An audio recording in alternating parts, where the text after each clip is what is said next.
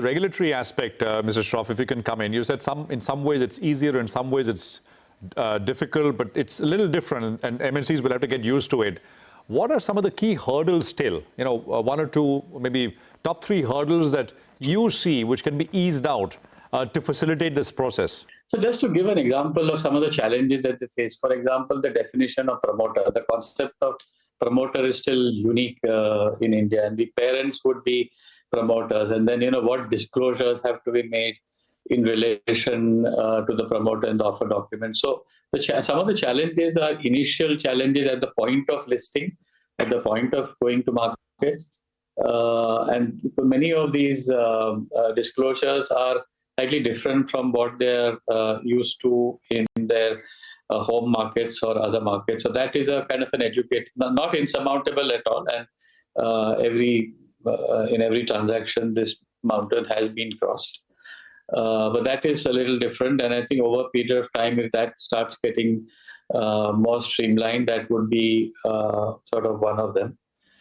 Then post-listing life is different. We're starting to get many new frameworks. For example, the one on market rumor, which was announced last year by SEBI following a consultation with the Industry Standard Forum. Now, some of that is very unique to India as well. So zooming out, I think part of what is the trade-off is to start seeing the Indian market as very attractive, but also quite different in many ways. And that is what the companies have to get used to. But I would not put it in the bucket of challenges that need to be, or regulatory policy that needs to be changed. Yes, we are different, but so what? Now, on the definition of promoter, Mr. Shroff, could you just explain that a bit more? So the parent company would be the holding company, right, and in control. So they would be the promoters, and there would be disclosures in relation to promoters and what's called promoter group as well. And that is a kind of a unique feature of the Indian listing environment, which is not very common in other markets in the world. And that, I know for a fact, becomes part of the challenge when you take any company for listing, or particularly a foreign parent. Raj, from a banker perspective, I mean, same question to you. What comes up as a bit of an issue in those conversations with clients who are looking to list here? I think, a number of things have simplified. Obviously, the discussion around promoter, the discussion around litigation disclosures, some of these things are fairly unique in the Indian market and the Indian context. So people have to sit and understand that. I think the other question that people, of course, have questions around is the takeover code and the delisting regulations, because people typically don't want to end up in a situation where you have taken an irreversible decision, especially if something outside your control changes back home. But I think there have been a number of steps in the right direction out there, so I think people have gotten comfortable with it. But yes, if I were to think of one reason why, some of the people who decided let's not list in India after evaluating did so, it's probably, the existence of the mandatory open offer requirements and the fact that delisting is fairly complicated in India, where they see that as a potential poison pill in case they themselves get taken over back home. So you can it's like Hotel California. You can check in, but you can't check out. Mr. Shroff, you... Exactly. You took the words out of my mouth. It's the Hotel California syndrome of, you can check in, but you can never check out. So as things stand today, once you've listed, it's very hard to reverse that in India. Not impossible, but very hard. Right. But now that being said, there have been so many regulatory conversations about simplifying that, and I'm hopeful that someday that problem will get solved. But until then, this is definitely one of the challenges of I can list, but I will struggle to delist or go private. Okay. And maybe that is the reason why, as Raj earlier said, some of these conversations are taking sort of longer because they want to be sure before they commit to an India listing. Raj, what kind of, give us a flavor without getting into specific names, XYZ, what kind of businesses, what geographies, what industries, what sectors, or I mean, it is agnostic, all of it, in terms of listing. Where do you see maximum interest activity to come to India for a public listing?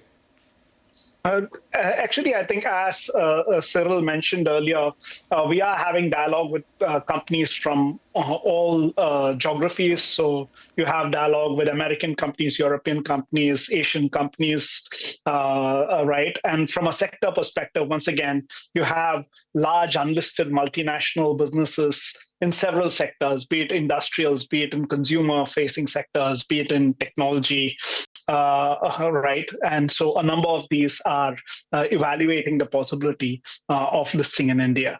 Would you say, and I'm not saying right or wrong, would you say, especially for consumer-facing businesses, Raj, I mean, I think this is the market? And of course, now not just consumer, but consumer internet as well, maybe. I don't know. Raj? I think for, if I were to look at where the premium is highest actually for India versus other parts of the world, it tends to be more in industrials than even in consumers. Okay. So consumer companies typically trade very well back home in their home markets as well. Right. But industrial companies and several developed markets trade at single-digit multiples, whereas Indian industrial companies trade at a higher multiple. So the multiple arbitrage is probably even larger in industrials than in consumer. But I don't think people are focused only on that. People are saying that, look, we've built a good business here in India. How do we get the market to recognize its value? And that's why they evaluate the possibility of listing in India. And of course, the fact that they can take money home at a good valuation, which reflects, the positivity about what they have done here in India. And as we discussed, at the same time, there are certain challenges or certain considerations which people need to think through deeply.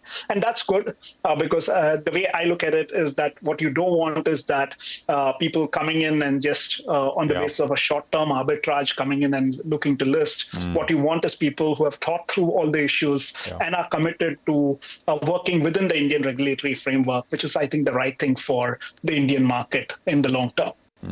I think an absolutely point taken. Actually, you're absolutely right. I mean, the poster boy for MNC industrial listed company here in India, commanding a, should I use the word, robust valuation is Hitachi, right? Absolutely stellar kind of valuations there. Mr. Shroff, you want to come in, and I want to respond to that, and I want to throw in my own question as well. Is there going to be any change to all of this with Mr. Trump in America? He wants to bring businesses back home. I don't know if he wants the IPO market to restart. It's been shut for a few years now. Yes, you're right. And I think that can well happen. But the point that I wanted to make, apart from the other general points about the Indian regulatory space, is the significant tightening of the rules as to conflict of interest and related party transactions. Because many of these multinationals are structured where there could be intergroup transactions as well for good business reasons. And I think now the public scrutiny on a number of these, once you're listed, that the standard changes. So that is one of the factors, apart from the difficulties on eventual delisting, if at all you ever want to go there. The RPT rules and the public disclosure rules are one of the considerations as well. Eventually, as you say, it's all worth it when you look at the valuation, the difference in the multiples that you get. At least as market conditions currently prevail, that works itself out. But it is definitely one of the points that get taken into account in the initial decision to list. Mrs. Shroff, Raj, great conversation, great insights. Thanks, both of you, for joining us here in this special conversation. And we'll continue to have these and track as more and more MNCs make their way to the NSE and the BSE. Thank you very much for joining us.